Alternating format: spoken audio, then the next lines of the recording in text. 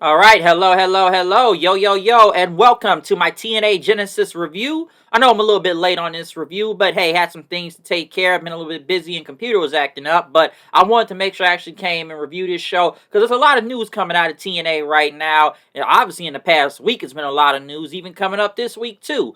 But I got a lot to say about this pay-per-view. There is no more Hard to Kill since they got rid of that. TNA Genesis is back. Haven't seen a Genesis pay-per-view in almost, wow, what was the last time they done one? Like 2013, 14? I could be wrong, look it up. But there's a lot to say about this card, and I have a lot to say about this show, which I did enjoy. One thing I can say first right off the bat is the crowd. Dallas, Texas, they were in at the Curtis Colwell Center. Apparently, this was a sold-out building. I don't know how many people fit into this building, but I gotta say, for once in a while, TNA actually lit up the crowd out there. Because, one thing me and my friend Shaggy had said once, kind of back at last year's Hard to Kill, like, show off that crowd. Like, show off what you haven't had in a long time. And I'm sure a lot of people, and listen, TNA's been having some big crowds lately, okay? We've seen it. But, just looking at it here, it's good to see, like, the whole room lit up, not all dark, whereas everything's all shadowy, because Hard to Kill did have some lighting, I guess, issues you could say, but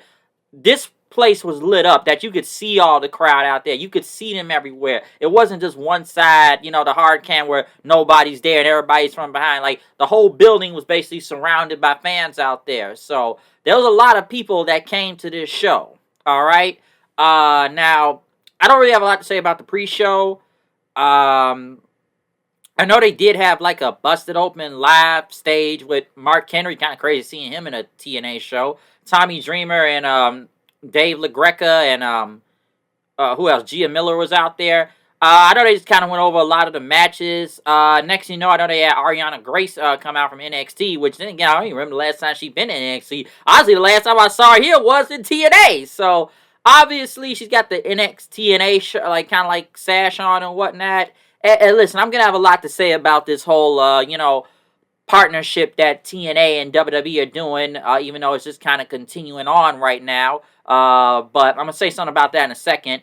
But she basically came out there and welcomed the fans and everything and talked about what's going on in this partnership. Next thing you know, Ashante the Adonis came out. I'm here today, and I'm the main event. So he was basically a heel. I'm surprised he didn't bring Carmen Petrovic with him since he's been trying to get rid of almost for the past month or two on NXT. But the crowd booted him, and he's talking about the Commanders and everything. I guess beating the Dallas team and I guess the Cowboys and whatnot. But he issued an open challenge. Jake something came out there. Jake something beat him. He hit him with the void and got the clean win. So hey, come on, somebody from TNA had to go over on NXT right here, obviously. Now I do want to take a minute to at least talk about this partnership real quick between TNA and NXT. I've talked about it many times in the past.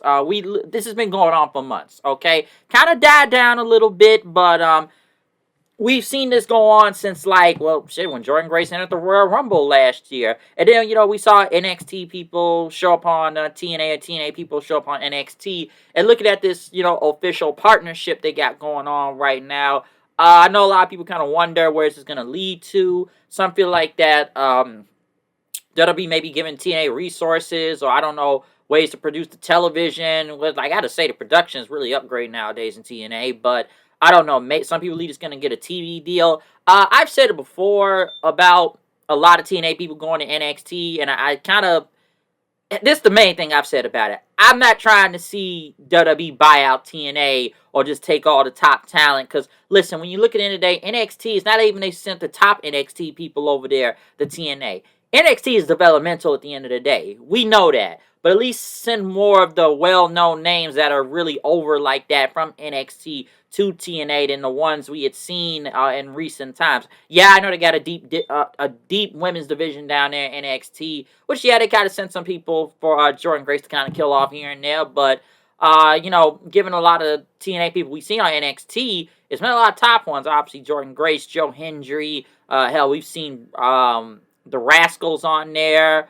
Even though one of them was there before anyways. Like Rosemary. Masha Slamovich last week was there, and she's currently the Knockouts champion. So, we've seen a lot of people go down there, but has it been the other way around? No. That's kind of the real question behind this. I don't know where this is going to keep going to.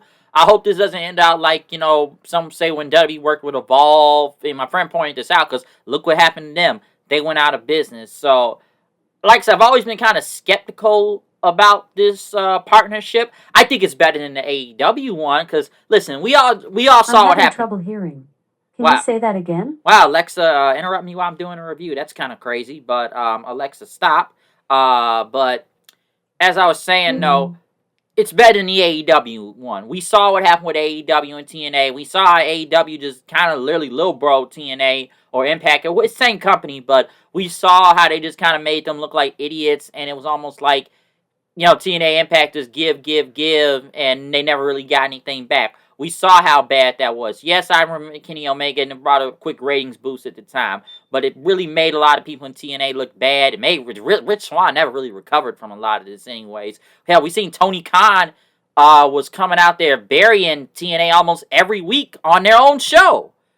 And never saw no TNA people on AEW. Hell, even when Kenny lost the damn world title. Like, yeah, Christian was in TNA before, but he wasn't contractually signed with TNA. They couldn't been somebody from TNA to take the title back to their own company. It never made any sense to me. I never really liked that whole partnership. And we saw how it went. I was kind of glad it ended because it just looked like AEW was putting themselves more over. Like, don't get me wrong, this isn't bad so far. Like I said, I'm not against the partnership, but I am, like I said, I'm skeptical here and there about it, okay? I'm not trying to see TNA just, like I said before, don't lose all your top talent to the WWE.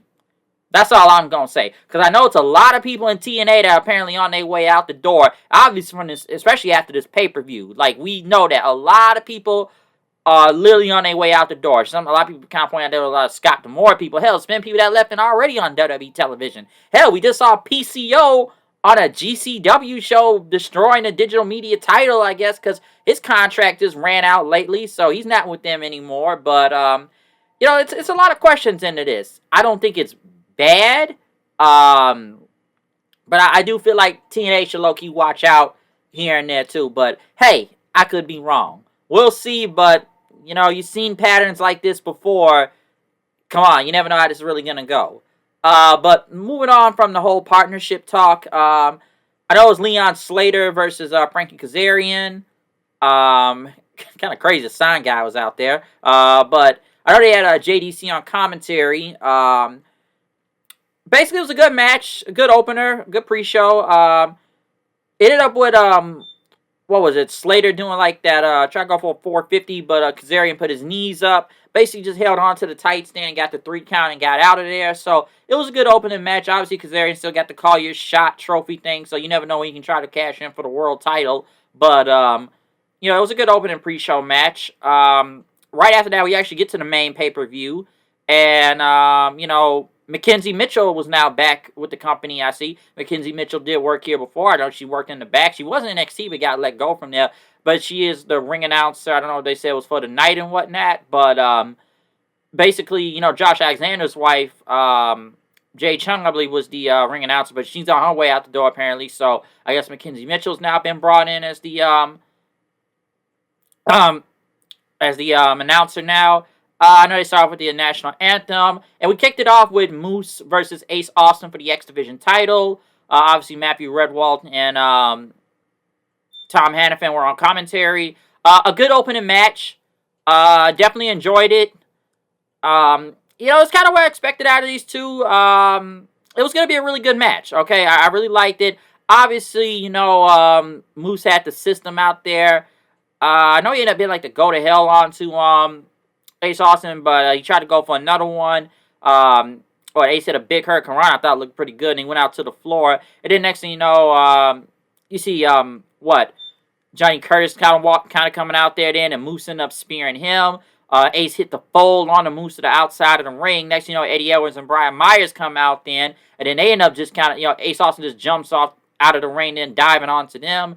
He basically, went for another dive, but Moose ended up spearing him then, which was a big near fall then. Fans chanted, "This is awesome." Also, Ace got out of the way of the spear, then tried to roll up Moose, did not work. He tried to use the roll up again, didn't work. He went for like another springboard, but Moose ended up spearing him from the back end, and he had another spear frontward, and Moose still ended up retaining the X Division title. I think Ace Austin was going to win here, possibly, because they were really playing up into Chris Bay right now, and him having his singles career, basically, just doing this big thing, like for a big feel-good moment, just to honor Chris Bay right now while he's out injured, but, Moose did just get the title not that long ago, so I guess they want to keep kind of running with him as the X Division champion. By the way, it was a new X Division title too. By the way, I see it was a little bit more gold on it. I may need to take a second look at it to get a better opinion, but I did like how the title looked. It did look a little bit bigger, I will say. So the new X Division title doesn't look bad.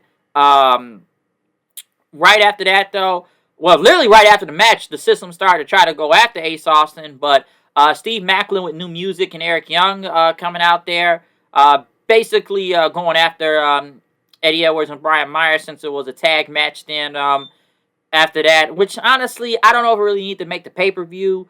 This is something you probably could have just saw on Impact itself, but it was a good match. I don't have a lot to say about it. The crowd seemed to enjoy it.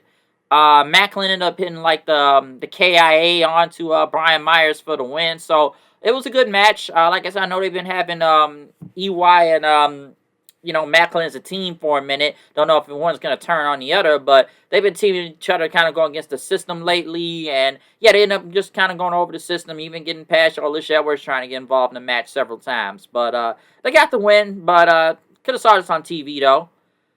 Next, the Knockouts tag titles on the line. Spitfire, Jody Threat, and Danny Luna versus Ash by Elegance and Heather by Elegance. I know they kind of dress as Dallas Cowboys cheerleaders out there.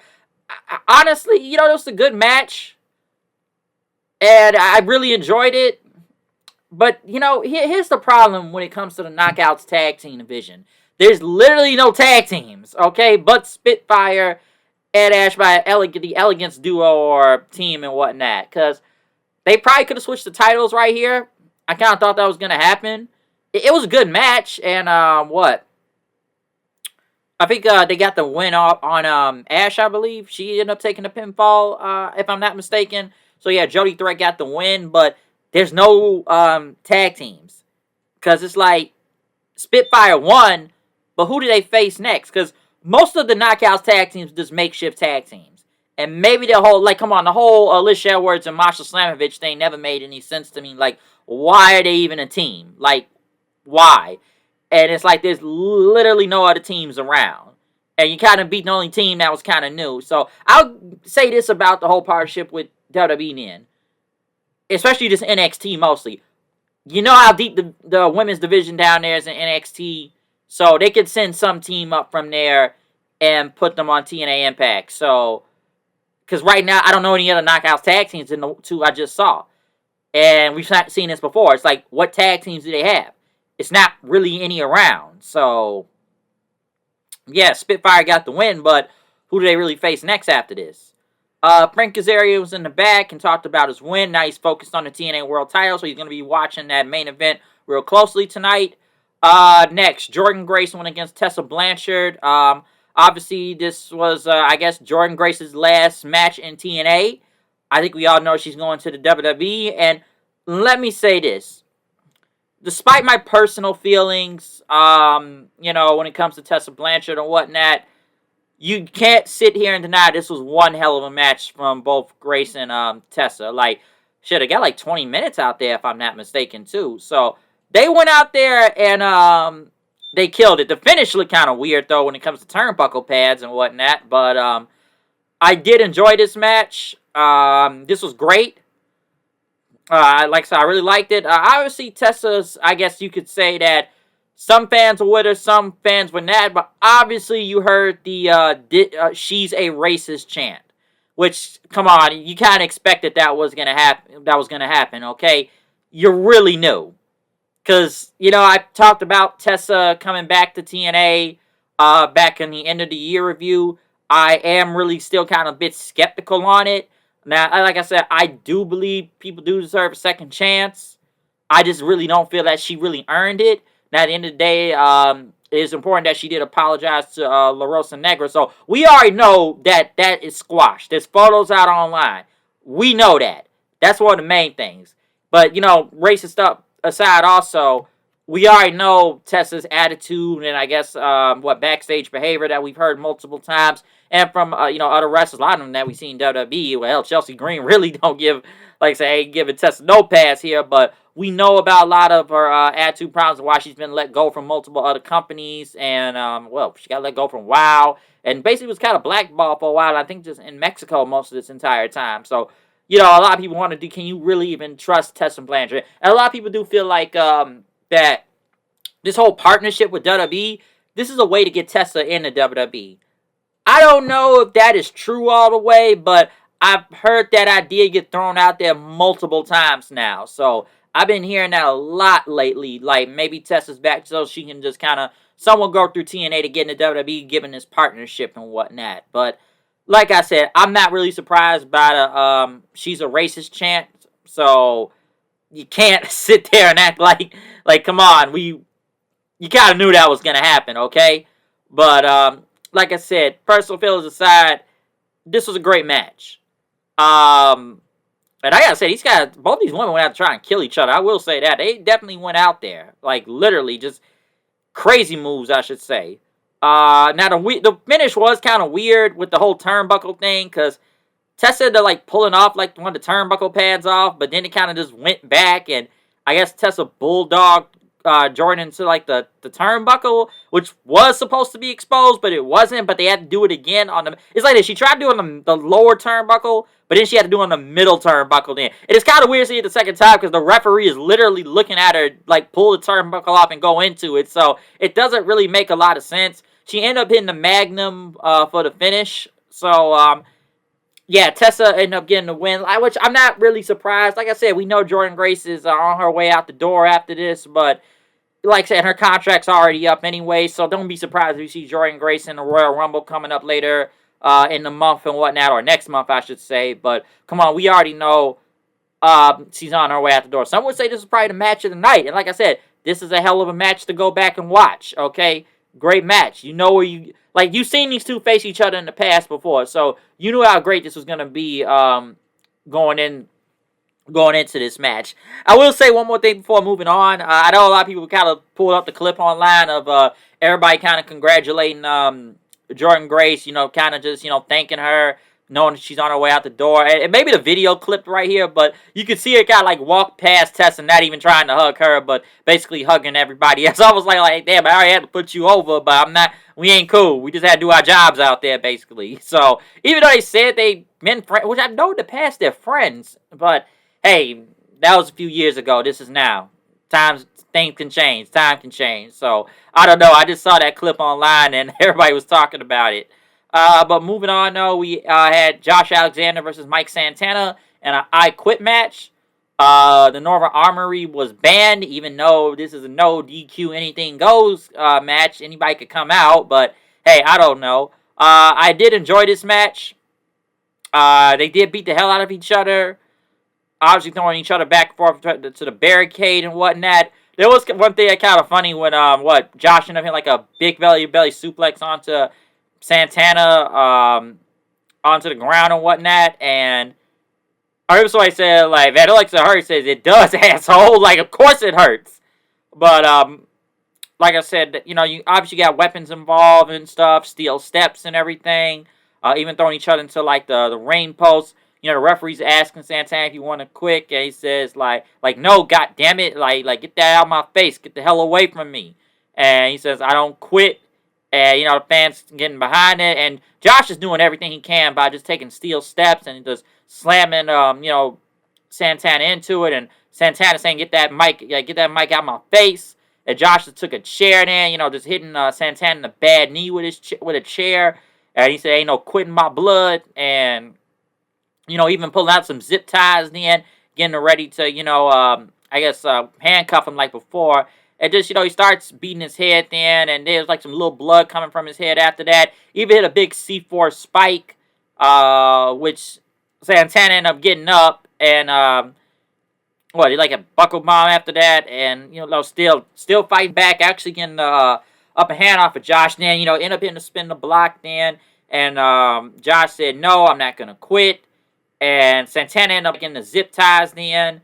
And because he ended up like hitting him with the spin the block so hard, he knocked his headgear off in the mouthpiece. And he's got his hands behind his back. He had another spin the block. Josh said he's still not gonna quit. Santana up taking a chair in the end and putting like in the corner and in a table too. And he did a cannonball, by the way. So here's the thing: he had a cannonball. And he like jumped off some steps and everything. Putting some weapons there. Like he never even hit Josh when this happened because he did a big cannonball. It looked like Santana just put himself through the table. That's what it looked like. He put himself through the table and just like crashed straight right through it. So he never even hit Josh, but Josh said he didn't quit. And then he like took a loaded sock, I guess, and just started beating Josh with it. And Josh started to bleed and everything. And he said he still wasn't gonna quit. So and he said like Santana, you will never be the guy. And then Santana, I guess, was gonna stomp Josh's head into like a piece of the ring step, but Josh was saying, I quit. And then Santana, he says, get up and face me like a man. And, I kept my word coming to Dallas and said what I was going to do. So now it's time for you to keep your word. And then, they shook hands then. And Josh, said, like, I'm a man of my word. And you are now the standard of TNA. Because I quit tonight, I quit TNA too.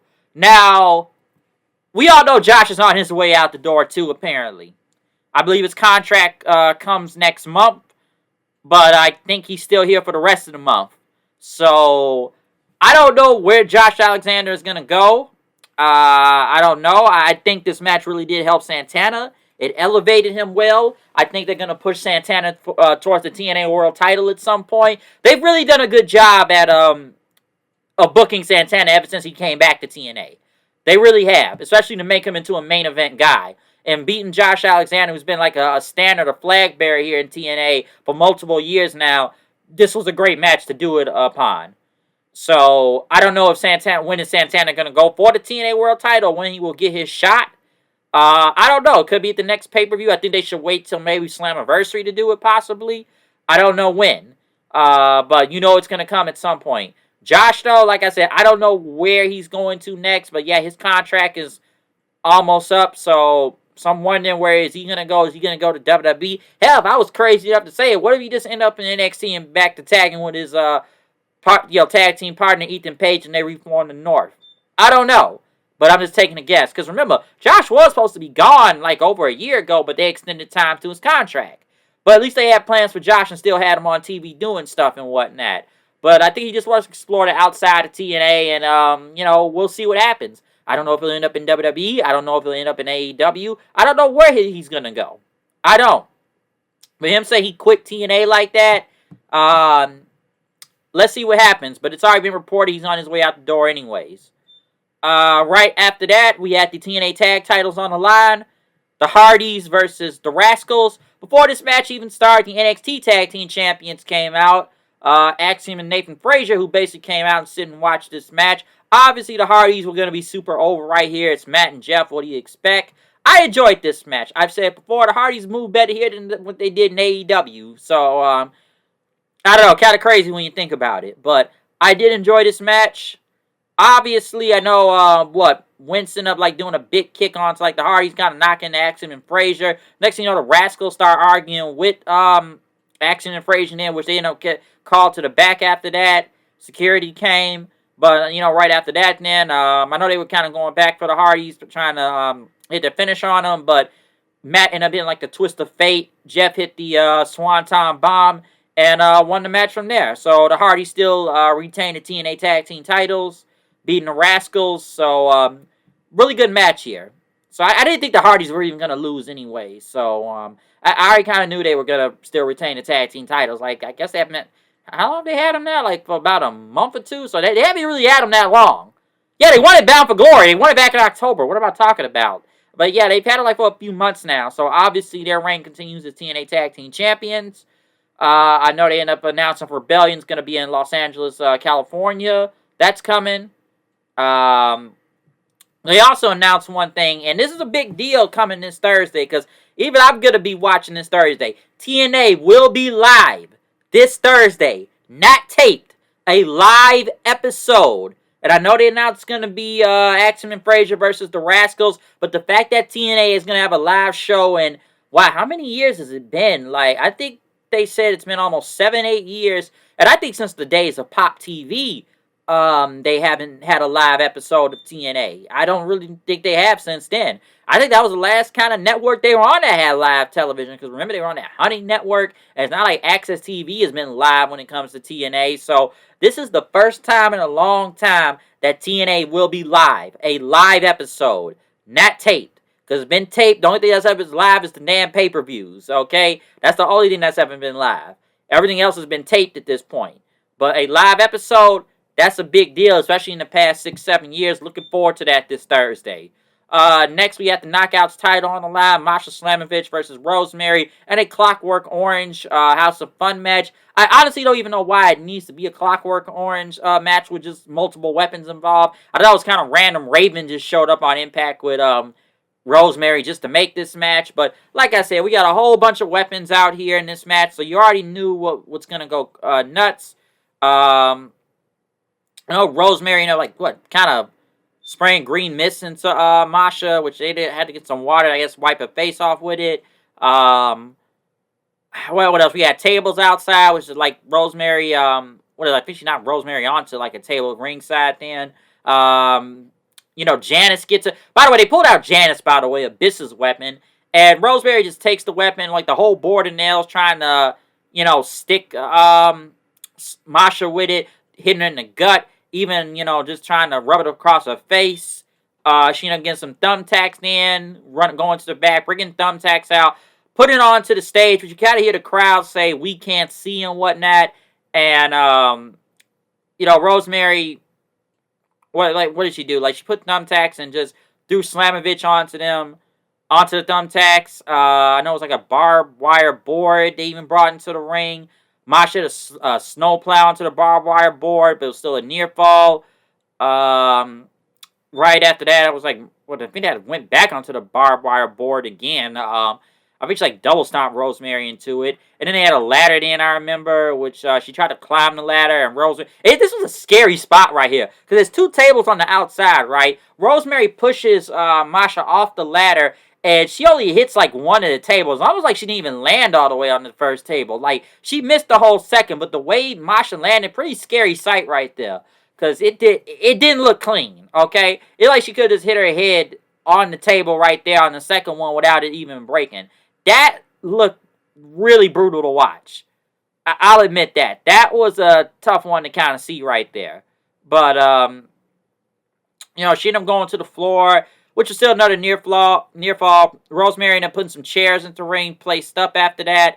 Trying to, I guess was going to do a superplex off the top rope onto the chairs. But Masha ended up hitting, a big pile driver-like move onto the chairs and beat Rosemary for the Knockouts title. So Masha retains. I'm not surprised by that.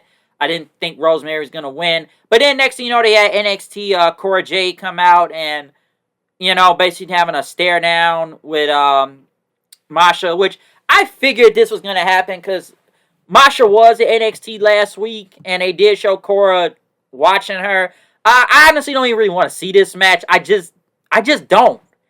I don't know why. I don't really want to see Cora Jade versus Masha for the title. I'm like, Masha would have to kill this girl, okay? Like, she really would. I'm sorry. I'm just not really buying into seeing this. I'm really not. But I had a feeling this was going to happen after watching last week's show, so I don't know. I don't think she's going to beat Masha, obviously. I don't think that's going to happen at all. I'm sorry. I don't see Big Titty Skateboard Girl here winning. I just don't.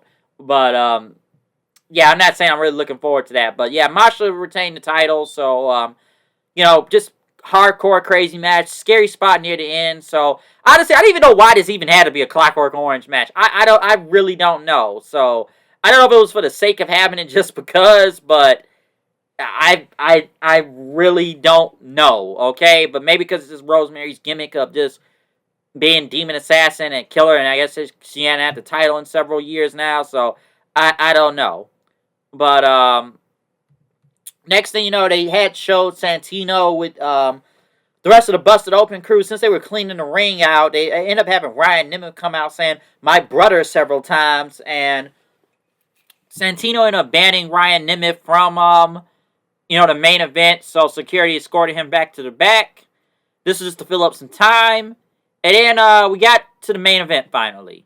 I know McKenzie was in the ring, and they kind of had like a big, it was like a green light going on, which obviously Joe Hendry got a big pop because it was like "We Believe" chants, and then the music hit, and like I said, Joe Hendry super over. He goes against Nick Nemeth for the he made sense going for the TNA World Title. So big fight feel in this main event. Fans chanting "We Believe," and as this match is going, Ryan Nemeth just shows back up. So now he bought a ticket. So he was banned from the match, but now he bought a ticket somehow and can sit in the crowd. So I don't know. And listen, I'm looking at this match, honestly, it's like, it's now or never for Joe Hendry. Like he kept saying, this is my last shot, so this is now or never, because how many times can we see Hendry and Nemeth in the main event for the TNA World Title? Okay, and this was a really good match. Obviously, Hendry trying to set up for the standing ovation, Nick getting out of it, even going like a big sleeper on him. One thing I know, Joe ended up trying to get the fallaway slam, but Nick dodged into a famouser, which looked pretty good. I actually thought that was a good counter right there. I know both of them getting up. Hendry ended up giving like a fallaway slam, both on the ground. Next, Frankie Kazarian comes out. Looks like he's going to cash in his Collier Shot trophy. JBL came out then, which is kind of crazy seeing him here, then popping up on Raw like nothing happened. But JBL shows up. Crowd goes nuts. Obviously, JBL to clothesline up from Hill onto Frankie Kazarian. Fans chant JBL. JBL ended up punching Ryan Nemeth, and he just walked away. So we still don't know why JBL is here. JBL just popped up, clotheslines, and just leaves. And we've seen it for several months, and we still don't know why. We still don't know why, folks. We really don't. And then the match continued on. And Hendry ended up hitting the standing ovation. Nemeth kicked out. Fans chanted one more time. Hendry was going to go for one more. Nick got out the way. He ended up hitting a super kick and in a danger zone. But Hendry still kicked out. Nick was setting up for the big super kick after that, tuning up the band. But Hendry ended up, catching him. Hit him with a fallaway slam and hit one more standing ovation for the win. And now Joe Hendry has finally won the TNA World Heavyweight Championship. Joe celebrated. He hugged his family outside and celebrated into the crowd, man.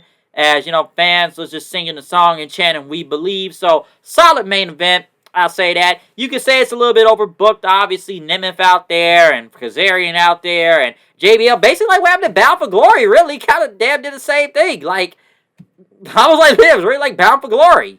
So, the only difference is that Joe actually won the match this time.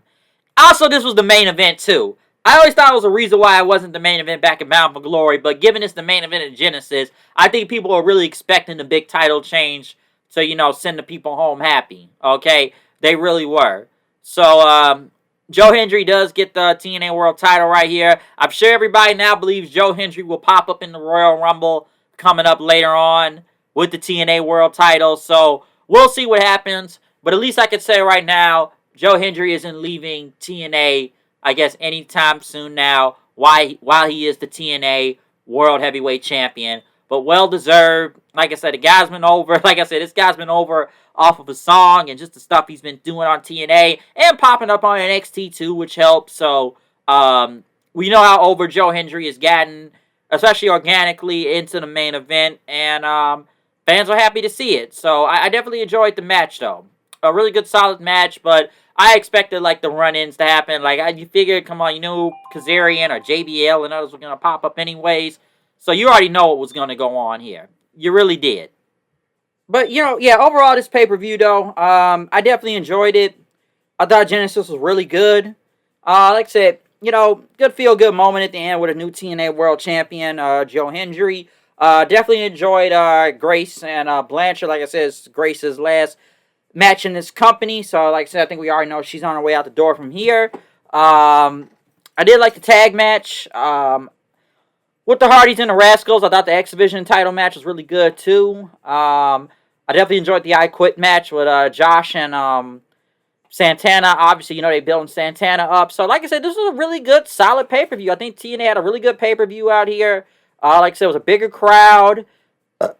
and whatnot. So I definitely enjoyed it. I am looking forward to this Thursday for TNA. So I can't wait to see what actually is gonna happen on Impact. It's a live episode, so you know something big is about to happen then if they doing that. So we're gonna see what happens this Thursday on Impact, and I'm looking forward to it. But other than that, comment, subscribe, follow me on Twitter, HoodieKnight890. I'm out of here. I'll see you guys then. Peace out.